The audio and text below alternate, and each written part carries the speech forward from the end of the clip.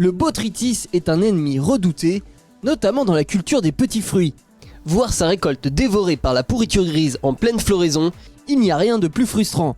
Mais il se trouve qu'un champignon est particulièrement efficace pour lutter contre cette maladie cryptogamique, avec l'aide d'un partenaire étonnant.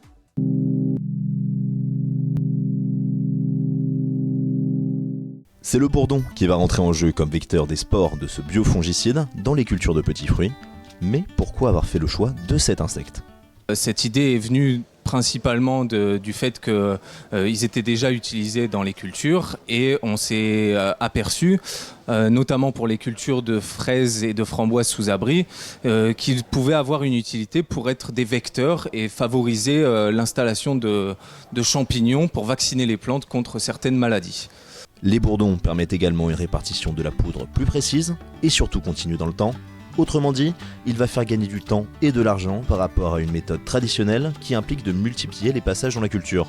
Cela a tout l'air d'être une bonne idée donc, mais reste encore à la mettre en pratique. Lorsque les bourdons arrivent chez le producteur, il reçoit donc une ruche qui est prête à l'installation, évidemment. Donc on prépare la ruche comme une ruche standard, sauf que celle-ci va être en fait équipée d'un petit couloir qui permet de déposer ce champignon antagoniste qui est sous forme de poudre, qui va se déposer effectivement sur les poils des bourdons lorsqu'ils vont sortir de la ruche et aller polliniser les plantes.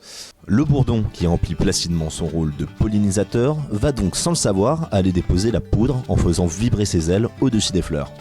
Un autre avantage de cette méthode, c'est que le fruit sera protégé dès son apparition, mais aussi post-récolte, en cannibalisant littéralement le botrytis.